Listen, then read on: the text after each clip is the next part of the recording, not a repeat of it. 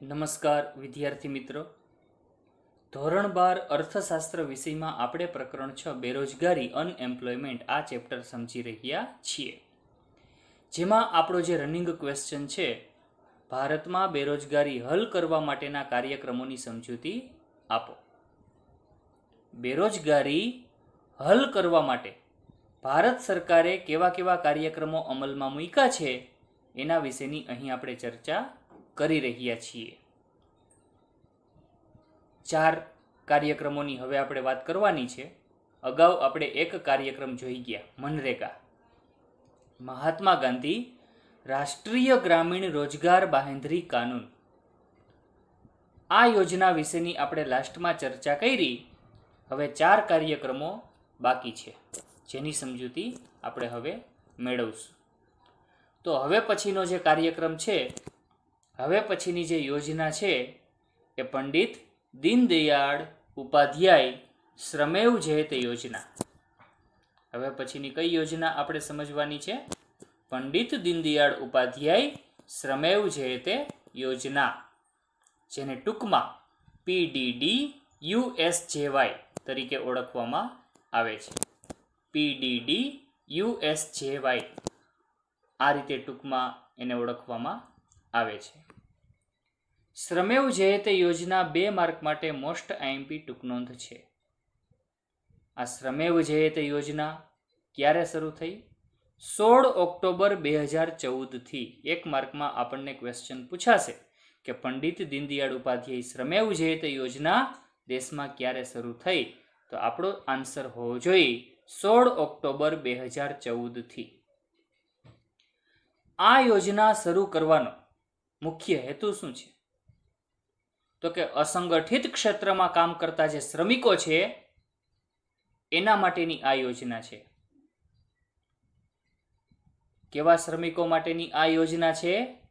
તો કે જે શ્રમિકો અસંગઠિત ક્ષેત્રમાં કામ કરે છે, એટલે કે પ્રાઇવેટ સેક્ટરમાં કામ કરે છે, કે જેની કોઈ નોકરીની સેફટી હોતી નથી, જેને કોઈ ગવર્મેન્ટના લાભ મળતા નથી, જેની કોઈ સિક્યુરિટી નથી, આવા શ્રમિકો માટેની આ યોજના છે.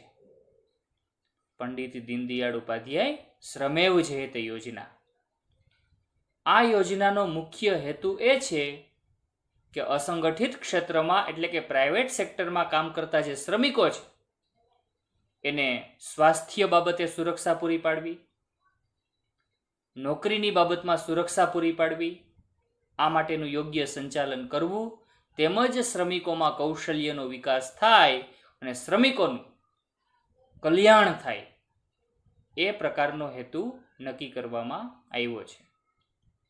શ્રમિકોનું સ્વાસ્થ્ય સારું રહે, શ્રમિકોને નોકરીની સલામતી મળે, એ માટેનું યોગ્ય સંચાલન કરવાની વાત, તેમજ શ્રમિકોના કૌશલ્ય વિકાસ થાય, શ્રમિકોનું કલ્યાણ થાય, એવા હેતુને ધ્યાનમાં રાખી ભારત સરકારે 16 ઓક્ટોબર 2014 થી આ યોજના શરૂ કરી છે, અમલમાં મૂકી છે. એટલું જ નહીં, શ્રમિકોને આ પ્રકારનું એક સાનુકૂળ વાતાવરણ પૂરું પાડીને ઔદ્યોગિક વિકાસ માટેનું એક અનુકૂળ વાતાવરણ ઊભું થાય, એવો હેતુ પણ આ યોજના અંતર્ગત નિર્ધારિત કરવામાં આવ્યો છે. ઔદ્યોગિક વિકાસ માટે પણ એક અનુકૂળ વાતાવરણ ઊભું થાય એવો હેતુ પણ આ યોજનામાં રાખવામાં આવ્યો છે. આ તો થઈ ટેક્સ્ટબુક આધારિત સમજૂતીની વાત, કે જેમાં આપણે આટલી જ ટૂંકી સમજૂતી યાદ રાખવાની છે.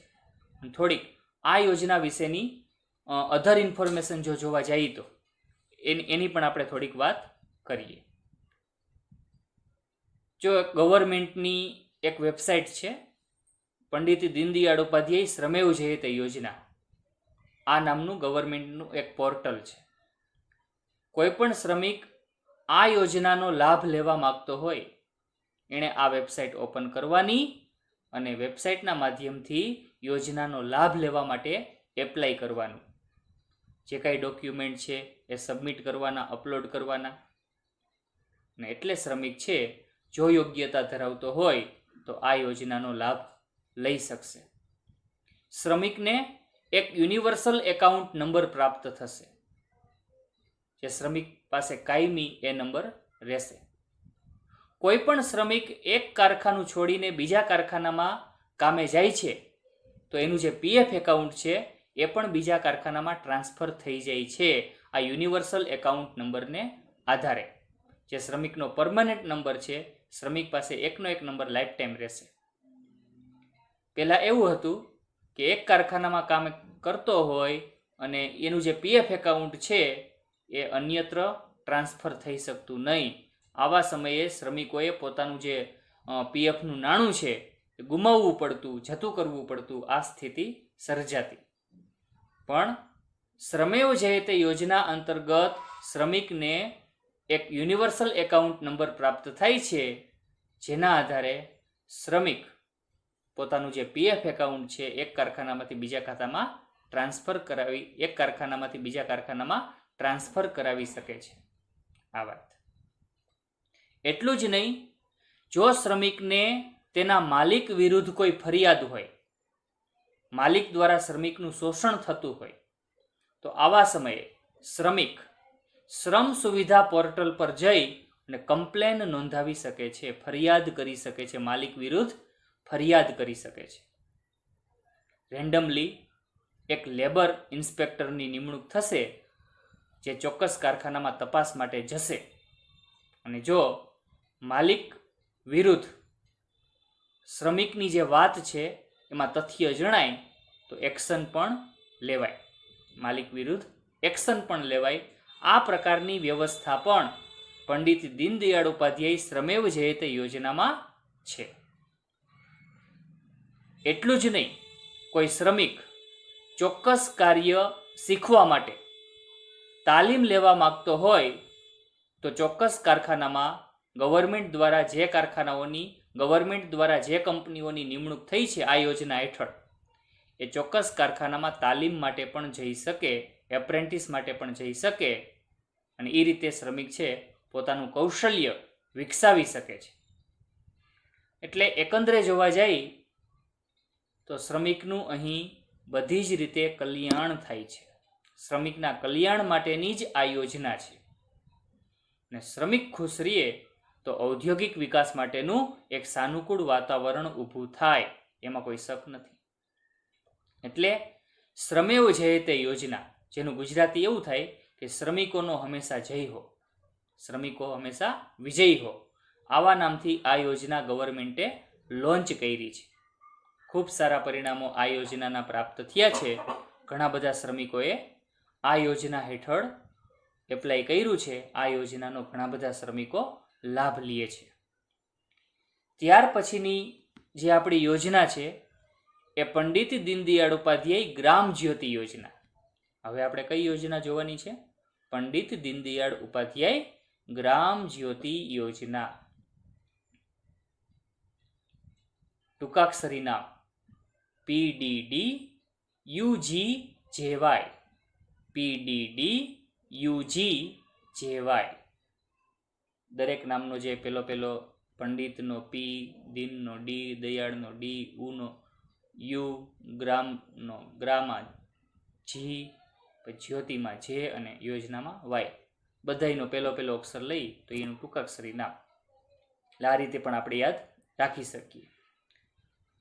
જો ભારતમાં અગાઉ વિદ્યુતીકરણ માટેની એક યોજના અમલમાં હતી, જે યોજનાનું નામ હતું રાજીવ ગાંધી ગ્રામીણ વિદ્યુતીકરણ યોજના.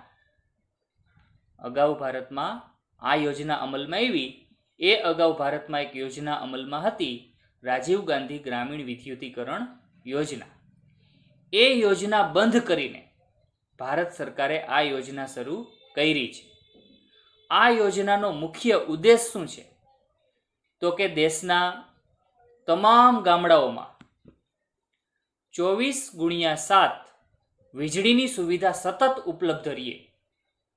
24x7 એટલે દિવસના 24 કલાક અને અઠવાડિયાના 7 દિવસ સતત વીજળીની સેવા તમામ ગ્રામીણ વિસ્તારોમાં ઉપલબ્ધ બને, એવા ઉદ્દેશને ધ્યાનમાં રાખી ભારત સરકારે આ યોજના શરૂ કરી છે. અગાઉની કઈ યોજના બંધ કરવામાં આવી? રાજીવ ગાંધી ગ્રામીણ વિદ્યુતીકરણ યોજના બંધ કરવામાં આવી અને એની જગ્યાએ આ યોજના શરૂ કરવામાં આવી છે, જેનો ઉદ્દેશ શું છે?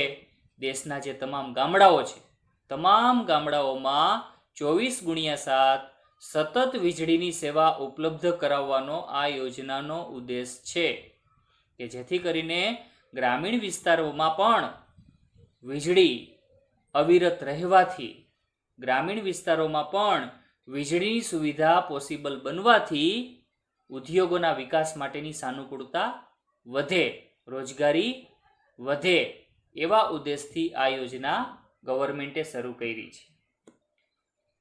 ત્યાર પછીની યોજના જે આપણે જોવાની છે, દીનદયાળ ઉપાધ્યાય ગ્રામીણ કૌશલ્ય યોજના. પંડિત દીનદયાળ ઉપાધ્યાય ગ્રામીણ કૌશલ્ય યોજના, ચોથી યોજના આ આપણે જોવાની છે. ક્યારે શરૂ કરવામાં આવી આ યોજના? તો કે 25મી સપ્ટેમ્બર 2014 આ યોજના ક્યારે શરૂ થઈ? 25 સપ્ટેમ્બર 2014 આ યોજનાનો મુખ્ય ઉદ્દેશ શું છે? 18 થી 35 વર્ષના જે યુવાનો છે એને રોજગારી પૂરી પાડવાનો ઉદ્દેશ છે.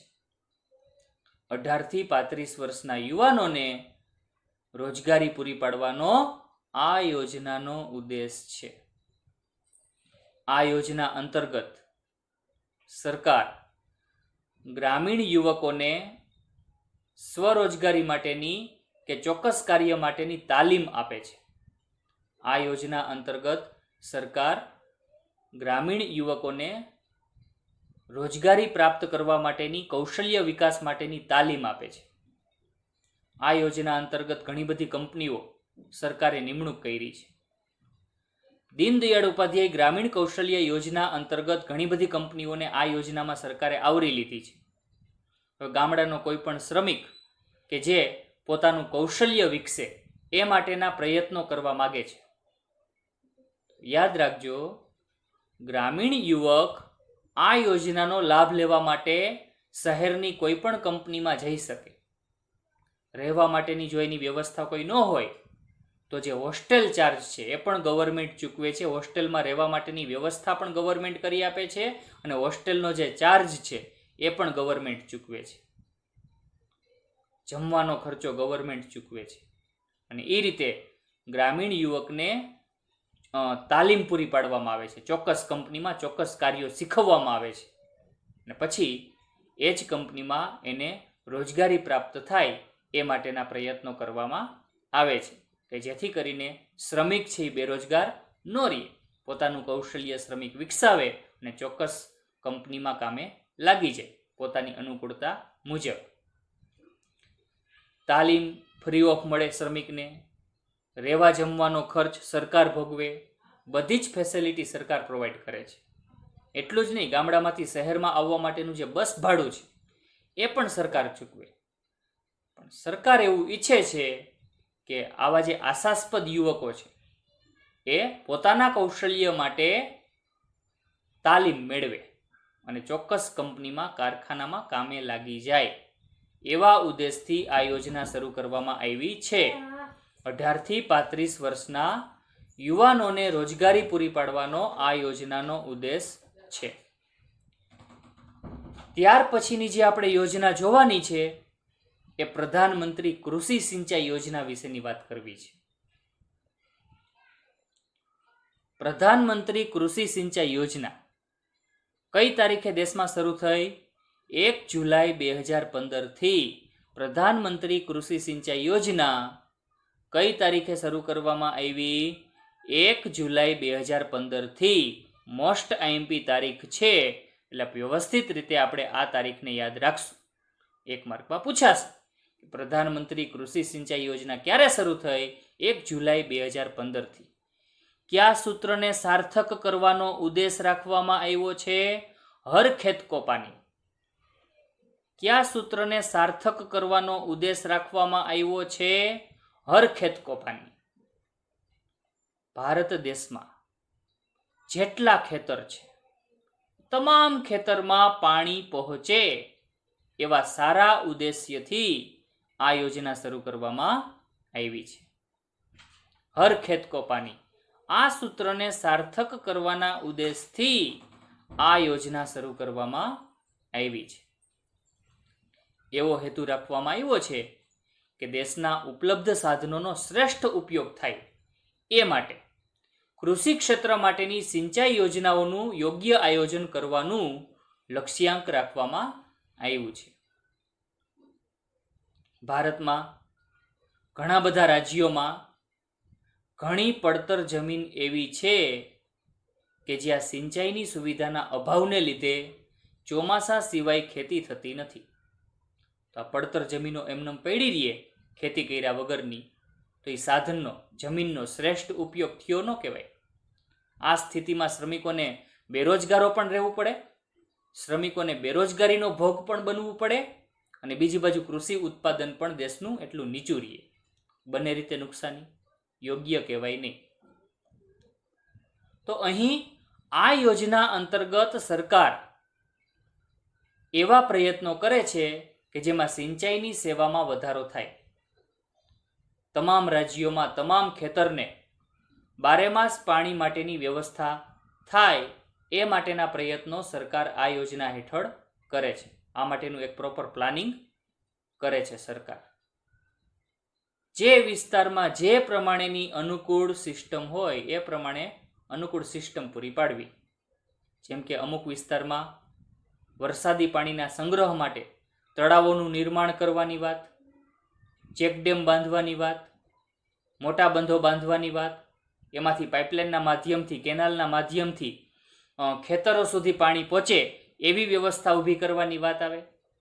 કે પછી અમુક વિસ્તારોમાં આવું શક્ય ન હોય તો બોરવેલ માટે ખેડૂતોને સગવડતા પૂરી પાડવાની વાત આવે. ટૂંકમાં કોઈને કોઈ રીતે ખેડૂતોને સિંચાઈની સુવિધાનો લાભ આપવાનું લક્ષ્યાંક આ યોજનામાં રાખવામાં આવ્યું છે. ટપક સિંચાઈ પદ્ધતિ ખેડૂતને પ્રોવાઈડ કરવી સબસિડીવાળી. કોઈને કોઈ રીતે સરકાર ખેડૂતને આ યોજના અંતર્ગત સબસિડી આપે છે, સિંચાઈ માટેની સુવિધા પ્રોવાઈડ કરે છે. હેતુ એ છે કે પડતર જમીનનો શ્રેષ્ઠ ઉપયોગ થાય, કૃષિ ઉત્પાદનો વધે અને બેરોજગાર શ્રમિકોને, મોસમી બેરોજગાર અને પ્રચ્છન્ન બેરોજગાર શ્રમિકોને કાયમી રોજગારી મળી રહે ખેતરમાં. એવા સારા ઉદ્દેશથી આ યોજના શરૂ કરવામાં આવી છે. આપણા માટે તારીખ અને સૂત્ર બંને અગત્યના છે. એક માર્કમાં પૂછાશે કે પ્રધાનમંત્રી કૃષિ સિંચાઈ યોજના ક્યારે શરૂ થઈ? 1 જુલાઈ 2015. કયા સૂત્રને સાર્થક કરવા માટે? હર ખેત કો પાની. આ સૂત્રને સાર્થક કરવા માટે આ યોજના શરૂ કરવામાં આવી છે. તો અહીં ચેપ્ટર 6 બેરોજગારી, આ ચેપ્ટરના જે મોટા ક્વેશ્ચન છે એ આ સાથે જ આપણે અહીં પૂરા કરીએ છીએ. આ સાથે જ આપણું આ જે ચેપ્ટર છે એ પણ અહીં પૂરું થાય છે. હવે પછી આપણે એક નવા ચેપ્ટરની શરૂઆત કરશું. અસ્તુ.